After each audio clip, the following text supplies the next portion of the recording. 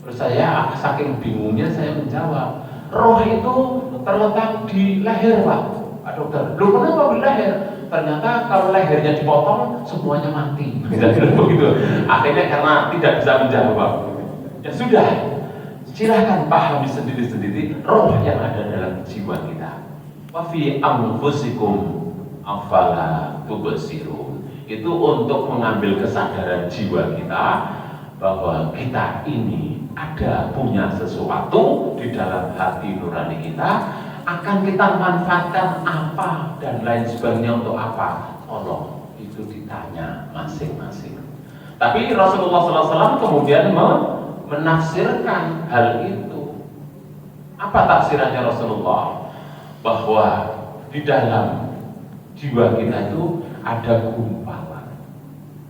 Gumpalan itu dari suatu peredaran darah. Lalu apa itu? Kata Rasulullah, akhirnya al-qalb. Maka akhirnya ketemu al-qalbu. Nah, maka qalb itu kita kalau berdoa tentang hati, ya apa itu? Muqallibal qulub. Jadi kalau kita sedang keadaan apapun, goncang, takut, sedih, marah dan lain sebagainya, langsung istighfar menghadap kiblat, langsung berdoa kepada Allah. Allahumma ya muqallibal qulub, tsabbit qalbi ala dinik. Ya Allah, Engkau yang bisa menetapkan berbolak-baliknya hati, gundah-gundah macam-macam. Tsabbit qalbi, tetapkanlah hatiku ini untuk bisa mengikuti perintah agamamu. Terus yang kedua, Allahumma ya muqallibal qulub, tsabbit qalbi ala ta'atik.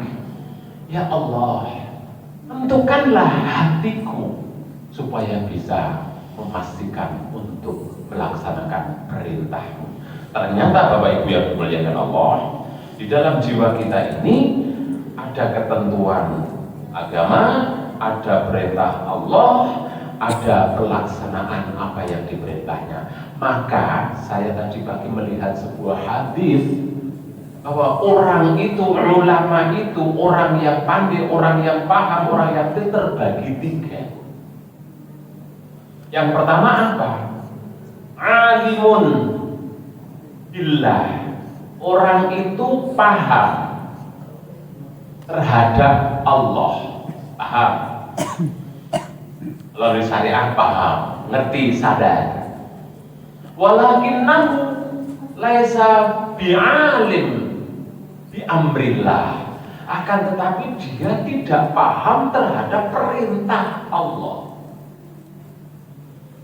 Ini yang pertama. Jadi dia tahu, sadar, beriman kepada Allah, tapi dia tidak tahu apa yang harus dilakukan dari perintah Allah. Meskipun dia takut kepada Allah, tapi takutnya orang yang seperti itu hanya takut yang labu. Ini yang pertama. Kita milih yang mana nanti. Orang yang kedua, orang itu alimun billah, pandai, mengerti, sadar terhadap Allah dan beriman.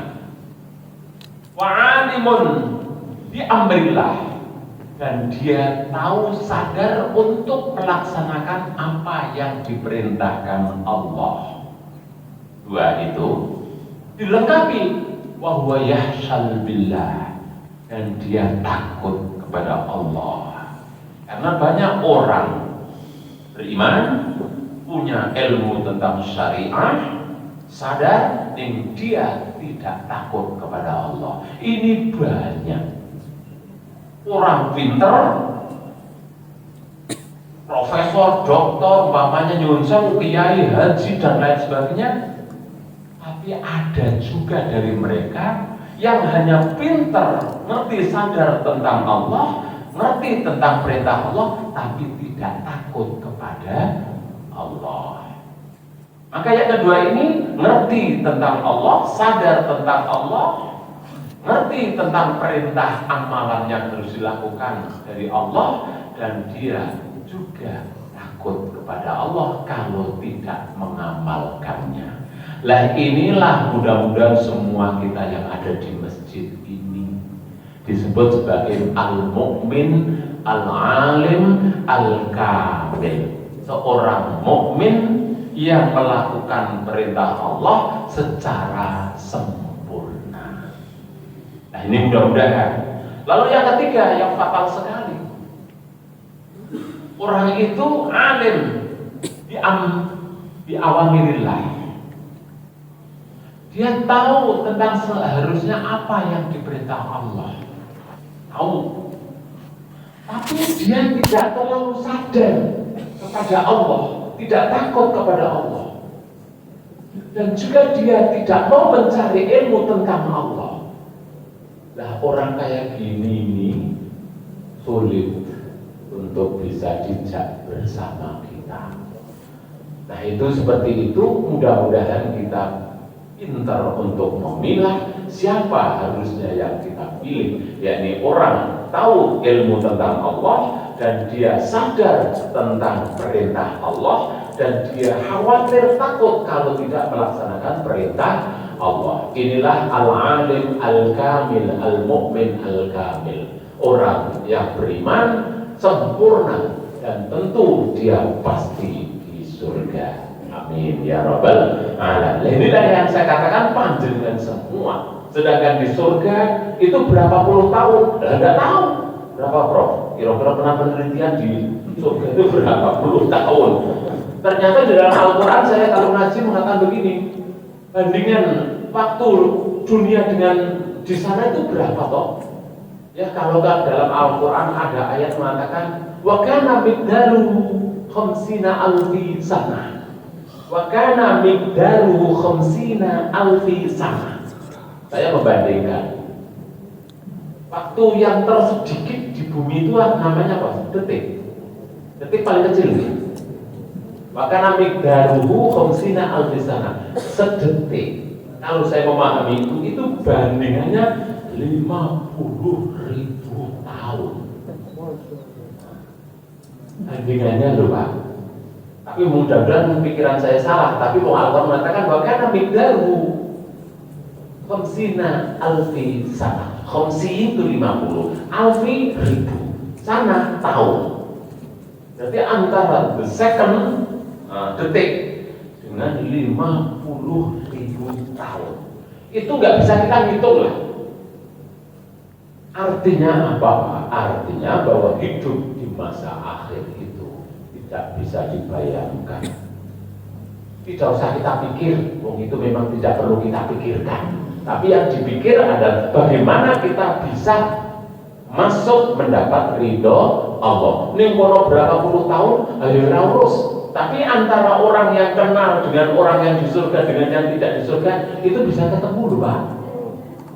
Bisa ketemu, bisa saling ngomong dengan kejauhan mungkin. Bapak sini dengan sono umpamanya. Nyatanya di dalam Al-Quran, wa nada ashabun nar ashabul jannah an afidu alayya ilma. Dalam surga di dalam yang ahli neraka itu manggil orang yang ahli surga, kawan. Namanya siapa tidak tahu, berarti kan kenal. Kawan, iya ada apa? Umpamanya sana namanya sastro umpamanya. Sini noyo, kalau bahasa Jawa kan gitu.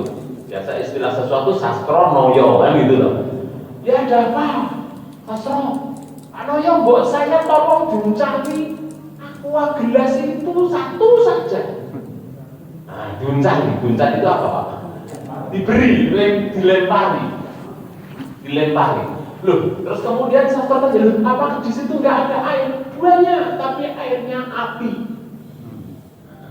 Lalu karena konco akrab, temen tahu kenal, ya siap-siap yo tak lempar yo. Ya, ketika akan melempar begitu, Allah nampel itu memukul dari belakang melalui malaikat, oleh tidak boleh. Memang mereka biar merasakan adabnya neraka. Jadi Pak, nanti panjenengan bisa ngelehke itu apa Pak? Ngelehke itu bahasa Jawa loh. Ngelehke itu apa? Apa Pak? Umpamanya Sampai dulu sih kandani kok ngeyel itu apa namanya? Kalau bahasa Jawa ngeleke, dilekne. Lah dulu sampai di dunia ketika di Banjarmasin atau di Bali itu ngajak ngaji, wegah malah ngajak ke mall. Nah gitu, iso ngeleke gitu. Ya mula-mula itu temanmu lho, iya padha ning rokok, iya mula-mula kowe biar dijak ke mall ya belum. Nah gitu. saling bantah-bantahan. Kamu lo jenengan, nah, bahasa Jawa ini. Kamu lo sampai dijak ke mall ya belum baik, nah gitu. Nah itu paham ya Pak? Paham saya kira ini. Tapi sudah di Indonesia kan itu. Tapi di Kalimantan saya tanya Ustaz Khairuddin juga banyak yang dari Jawa. Jadi bahasa Jawa ya menyebar lah begitu. Itu bisa saling meleken. Maka oleh karena itu Bapak Ibu yang dimuliakan, dalam surat Al-Hasyr, dikatakan begini, ininya, A'udzubillahi minasyaitonir rajim. Ya ayyuhalladzina amanu taqullaha wal tanzur nafsum ma qaddamat lighad wattaqullaha innallaha khabirum bima ta'malun. Wahai orang-orang yang bertakwa, gak cukup hanya takwa, aminu, harus beriman. Ya ayyuhalladzina amanu ittaqullah. Sering kali diperintah antara takwa dengan iman. Berarti antara konsep ketuhanan dengan konsep amalia itu harus menyatu, Pak. Harus menyatu konsep ilahiyah keimanan dan konsep ketakwaan, perilaku keseharian yang ada di bumi ini harus menyatu. Kalau sudah menyatu, kita akan bisa mengoreksi siapa diri kita. Wal tanzur nafsum ma qaddamat lighad, supaya masing-masing kita bisa melihat siapa kita ini. Atau silahkan panjenengan, siapa kita ini? Kadang-kadang kalau kita menjawab kita ini manusia, ngerti ya bro? Kalau terminologi manusia dimanapun mesti ketemu jin wadas. Innal insana lafi khusrin, manusia rugi. Terus kemudian minal jinnati wanas, nas dengan temannya jin. Innal insana la yatgha an ra'ahus taghna.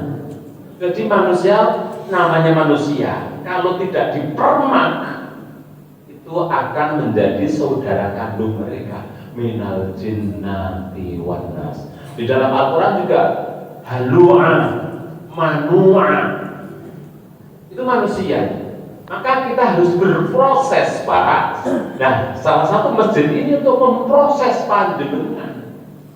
Memproses menjadi apa? Dalam surat Ar-Rum dikatakan, wa min ayati an khalaqakum min turab tsumma idza antum basyarun antashirun.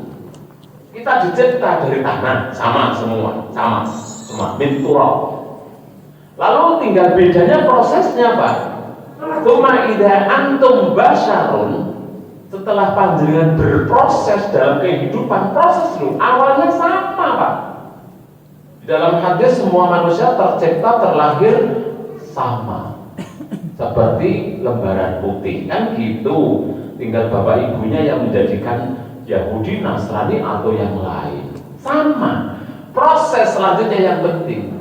Tsumma idza antum basyarun, setelah dalam proses yang tadinya manusia, yang tadi masih manusia itu dekat sekali dengan al-jin wasyaitan, gitu, dekat sekali. Maka supaya kita berbeda dengan jin dan setan harus ada proses. Kalau jin dan setan nggak mau proses, Pak, mendelik kayak gitu. Dalam surat An-Nisa kan dikatakan, Innallaha la yaghfiru an yushraka bihi wa yaghfiru ma duna dzalika liman yasha wa man yusyrik billahi faqad dhalla dhalalan ba'ida. Terus ayat selanjutnya, la'anallahu, kamu tak laknat wahai jin, setan. Jin setan menjawab, orang pacaran rampok. Sudah gitu, la'anallahu wa qala la'atakhidanna min ibadika nasiban mafruḍa. Jawaban jin dan setan ketika dilaknat oleh Allah, kamu saya laknat, orang peduli. Tapi saya akan mengganggu manusia-manusia. Nah itu, mengganggu manusia-manusia, karena manusia itu temannya dia. Nah, cara mengganggunya itulah melalui kemusyrikan. maka tinggalkanlah kemusyrikan. Nah tadi ketika Mu'adz bin Jabal diutus ke Yaman, sandunya kan ikhlas. Ternyata ikhlas itu apa Pak pemahamannya? Ikhlas adalah melakukan segala sesuatu, hindarkanlah dari kemusyrikan. Maka surat Al-Ikhlas coba apa namanya? Qul huwallahu ahad, Allahus samad, lam yalid wa lam yulad wa lam yakul lahu kufuwan ahad. Itu kan tentang ketauhidan.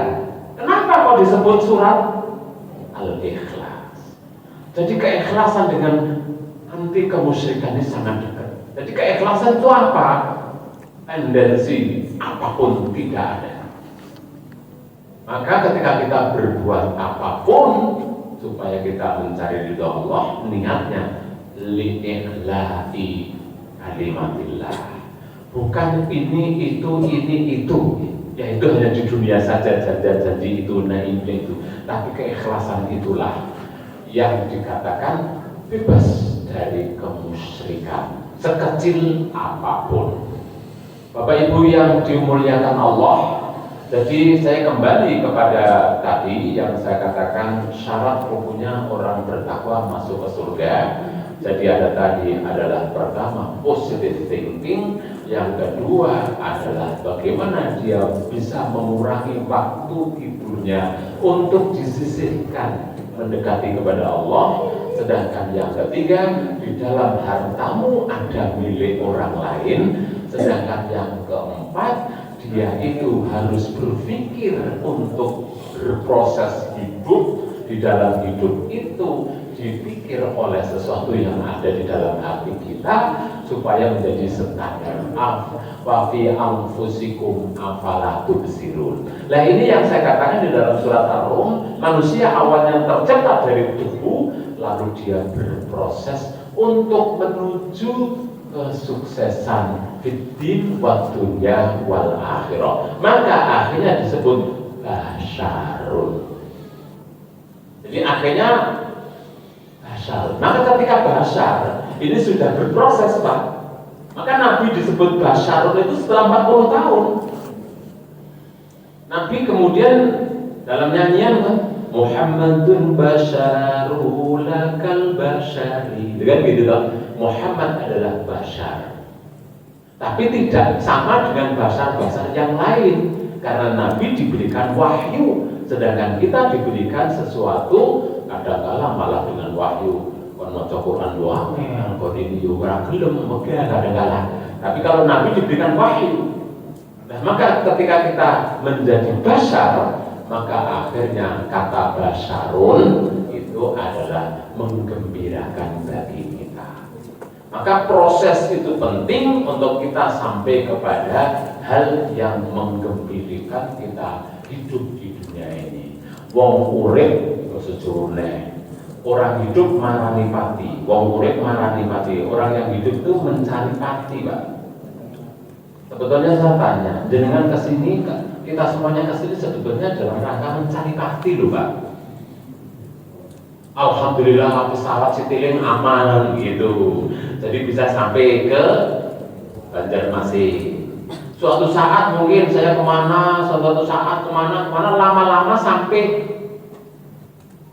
waktunya. Wassalam, inna lillahi. Loh kan gitu loh. Kita semuanya juga pada dasarnya mencari mati.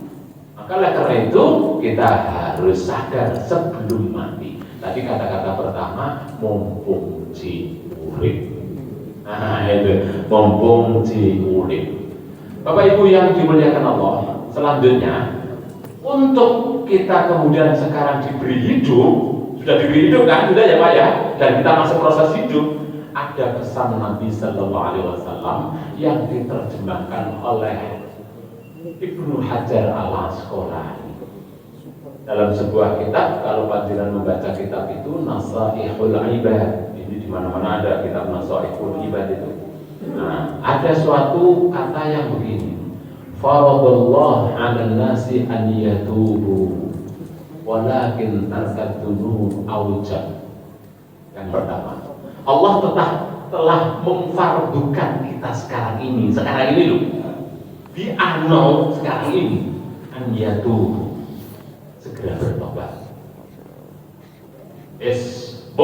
Yang sudah ya sudah.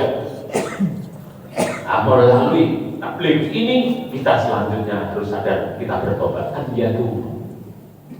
Jadi wajib bertobat ini nggak usah tunggu kapan-kapan, ya tunggu sekarang. Not to postpone to another time. Jangan kau tangguhkan kepada waktu yang lain.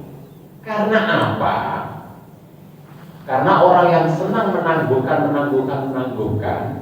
itu akhirnya dia itu akan menjadi orang yang semakin jauh dari Allah, semakin jauh. Tapi ada orang yang semakin jauh hidupnya dengan Allah, semakin bangga. Ada nggak? Banyak. Orang yang semakin hebat, pandai, pinter, kaya raya, akhirnya juga lama-lama nggak punya kesempatan waktu untuk jamaah, nggak pernah kesempatan waktu untuk ngaji, nggak pernah kesempatan waktu untuk taklim. Nah ini kan berarti semakin jauh. Jadi semakin jauh. Maka oleh karena itu kita segera tobat. Walakin takadurul aujab, akan tetapi dalam kita hidup meninggalkan dosa sekecil apapun setelah ini itu lebih wajib. Maka kalau orang yang sudah meninggalkan dosa sebelum dia bertobat, duluan meninggalkan dosa, maka nggak usah coba-cobalah mencari dosa. Karena mencari dosa itu berarti dia nanti kan perlu tobat. Padahal kata Nabi, meninggalkan dosa lebih baik daripada bertobat. Maka akhirnya mudah-mudahan kita tidak pernah menjadi orang yang bertobat. Artinya loh Pak, jangan sampai salah.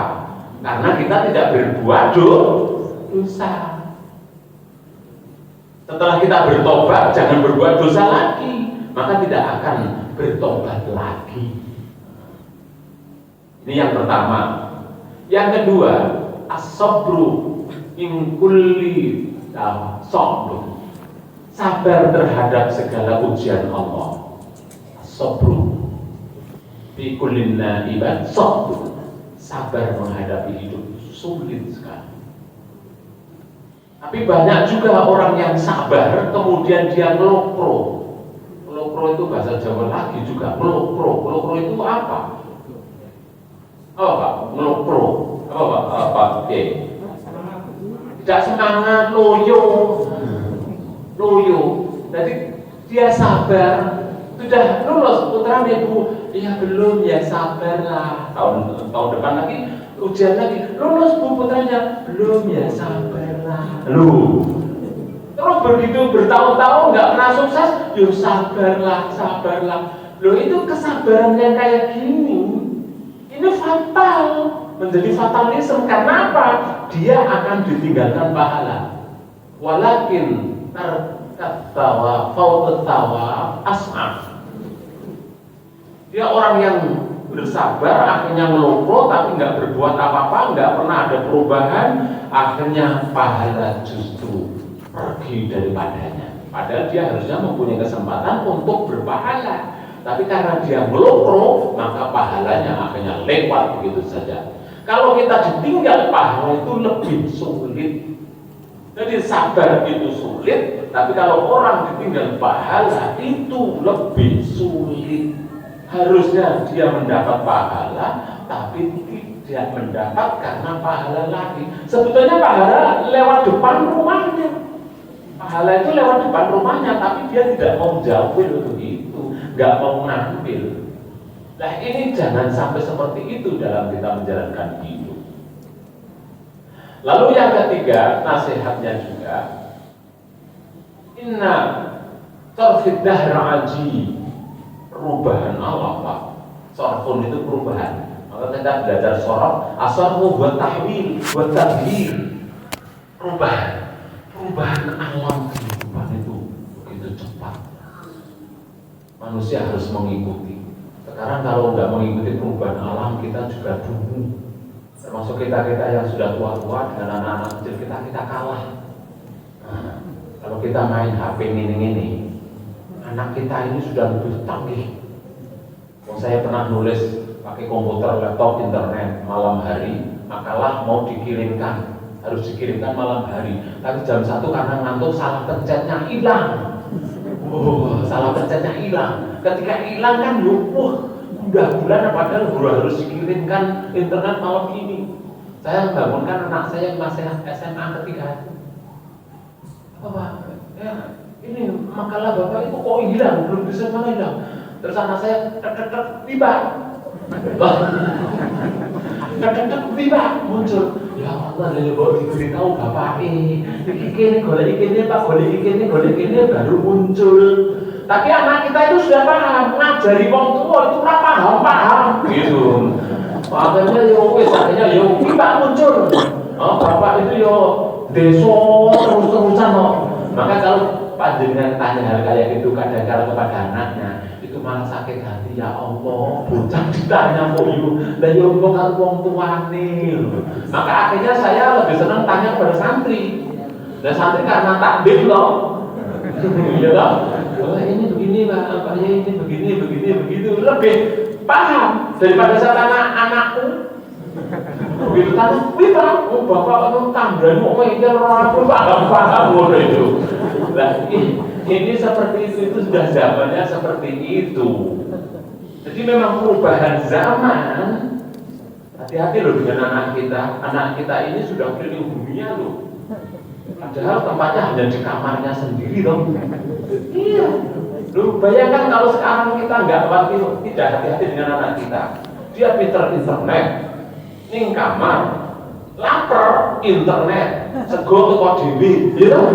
Lho kan gitu dah, Pak. Nah, terus apapun kebutuhan, Shopee teko dhewe. Iya Shopee loh. Enggak pernah metu saka kamar, enggak pernah keluar dari kamar. Jadi enggak pernah komunikasi dengan keluarga, orang tua, bapak ibu. Itu real. Maka kita jadi orang tua harus bagaimana anak kita itu bisa dijak kadang-kala bersama walaupun tidak terus-terusan. Loh, saya punya anak di Jogja. Kemudian kalau pas libur pulang, maksud saya bertemu orang tua terus kemudian jamaah bareng atau program bareng. Enggak. Mereka begitu pulang, sebelum pulang sudah tak.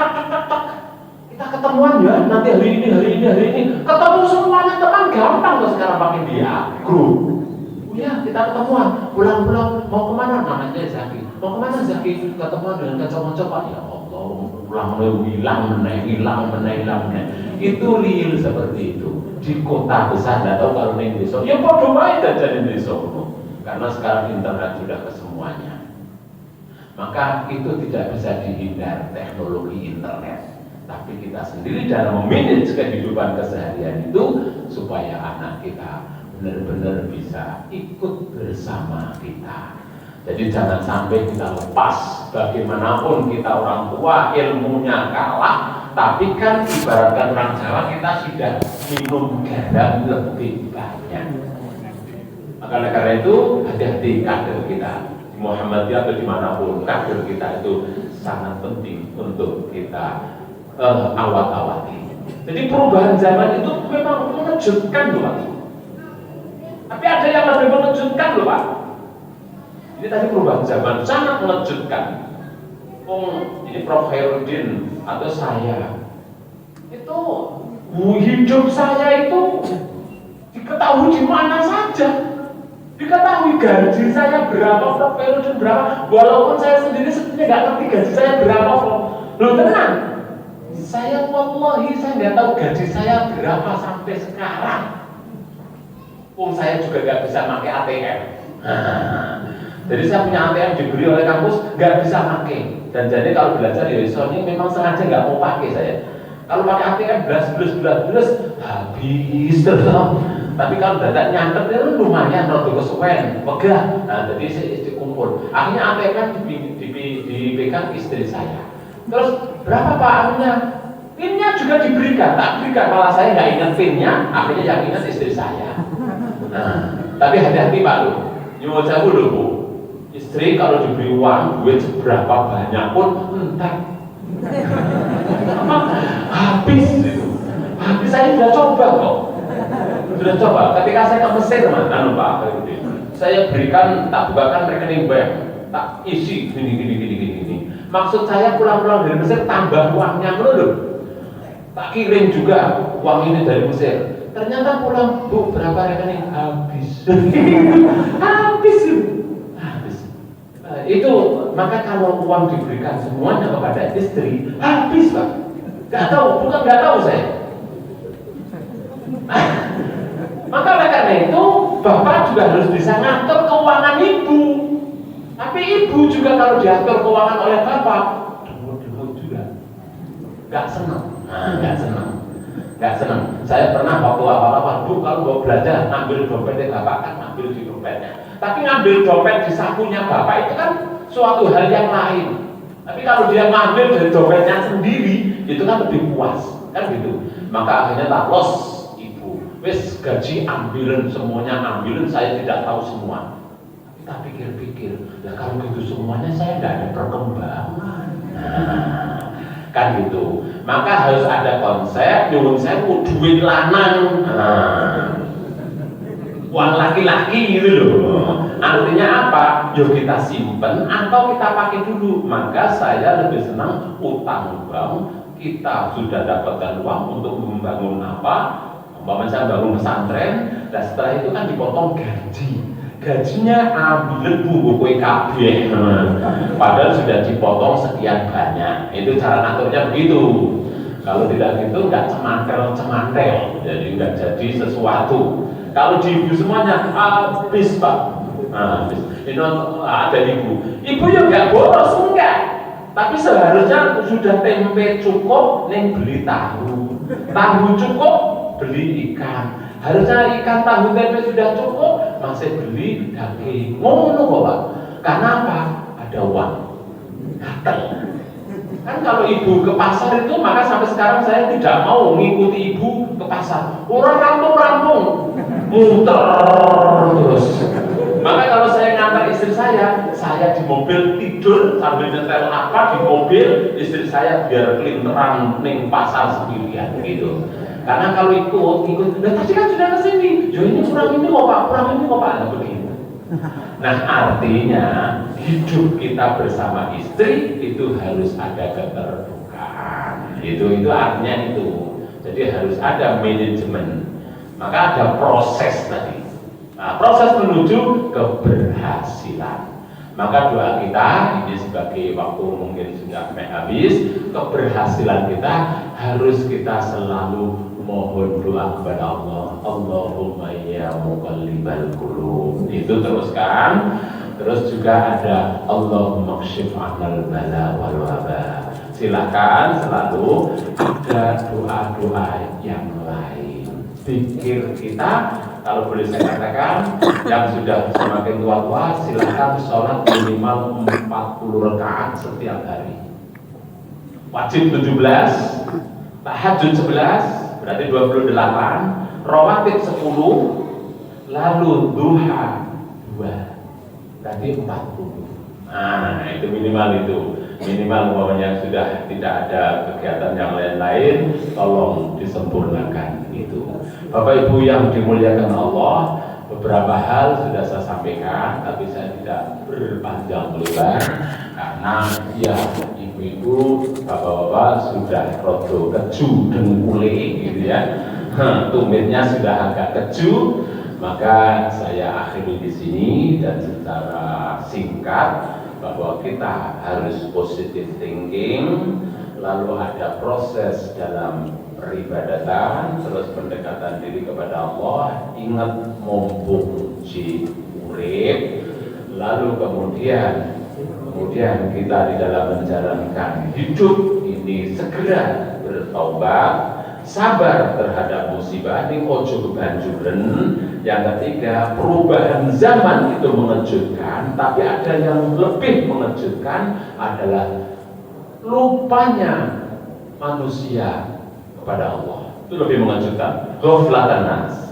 Yang terakhir, bahwa segala sesuatu yang kita dapatkan itu memang bisa terjangkau dekat. Kata Ibnu Hajar Al-Asqalani, jadi yang kita dapatkan, yang kita jangkau itu memang dekat, bisa Allah memberikannya. Tapi ada yang lebih dekat lagi apa? Adalah kematian. Jadi kematian lebih dekat. Kullu ma qad yaji'u qaribun. Segala sesuatu yang datang kepada kita karena kita usahakan dekat. Tapi ada yang lebih dekat. Walakinnal mauta, tapi kematian itu aqrab min dzalik, lebih dekat dari segalanya. Artinya orang hidup ning wis mati gitu loh Pak. Jadi banyak orang masih hidup bernafas tapi jiwanya sudah meninggal. Itu seringkali kita kenal sebagai kiamat sughra. Jadi orang hidup masih hidup belum kiamat ning wis masuk dunia kiamat. Karena apa? Karena dia lupa dalam menjalankan hidup. Kita bersyukur bahwa pada hari ini semuanya ini termasuk orang-orang yang tidak lupa dalam menjalankan hidup. Amin, amin ya rabbal alamin.